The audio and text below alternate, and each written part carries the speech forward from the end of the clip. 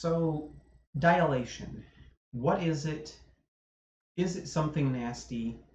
Um, why do we need to do it if you were people that have had the transsexual operation?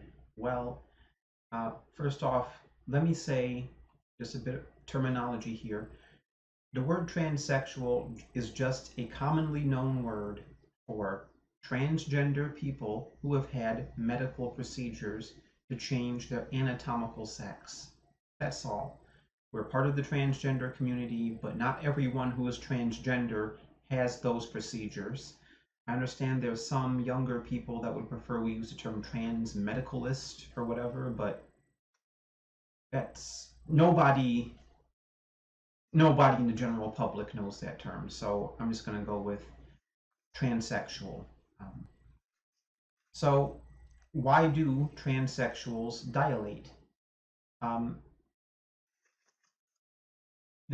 that question comes from a misconception that what happens during the operation is something is chopped off, something is cut off, but that's not what happens at all. It's just a 9-hour long procedure where skin and nerves are repositioned, and certain parts are in fact cut away, testicles and erectile tissue, to create a passage precisely or approximately where a female natural born vagina would be.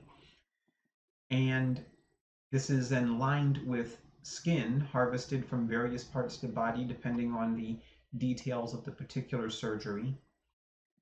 And what you are left with is a reasonable facsimile of anatomically female external genitalia, but they have a lot of stitches, a lot of sutures, a lot of places where scar tissue will form.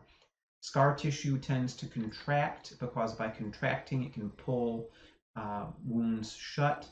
And what we want to do is we want to stretch that scar tissue out and make sure that as it reaches its final form, it does so in a way that there is room left for, you know, heteronormative, heterosexual intercourse to occur using the neo-vagina.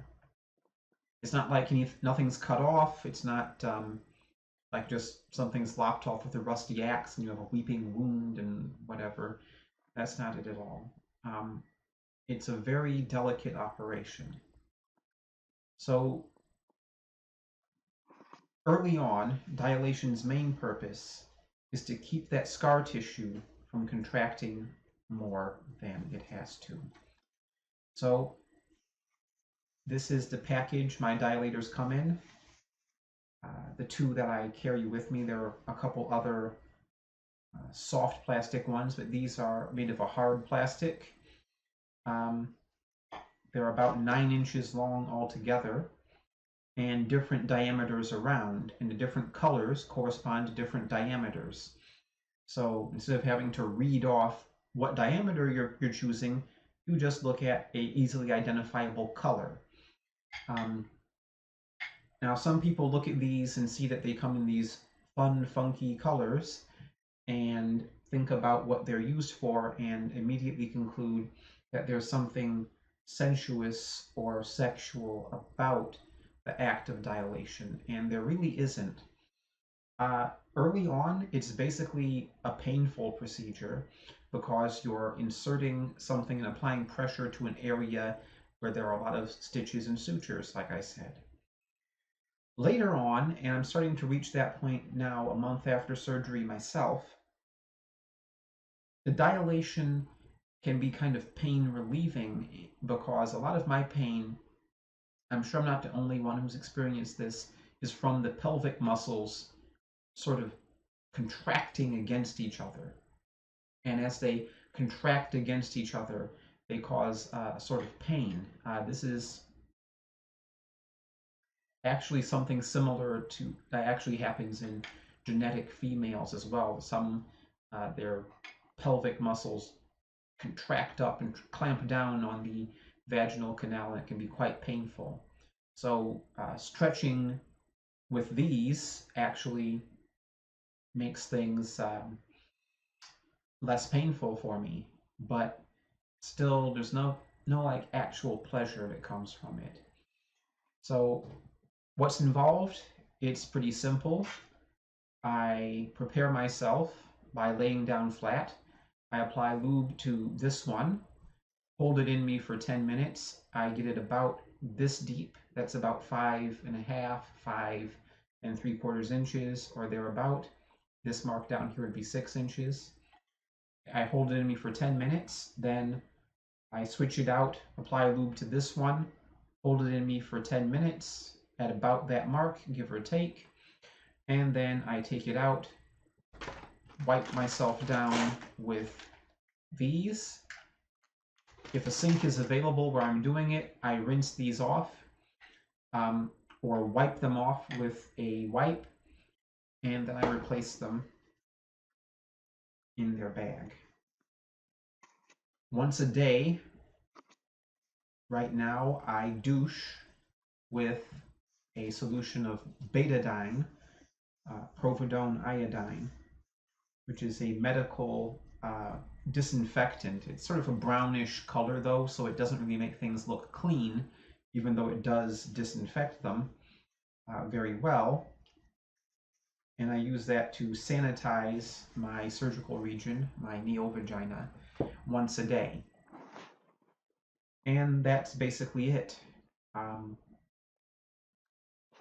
If we were in a classroom, I would say any questions. So I've mentioned the two most common misconceptions, that it's something sensual, and I can understand why, just the thought of somebody dripping this, you know, lube onto these phallic looking things and putting them in a sexual part of the body, most people are going to think that they are, but it really isn't.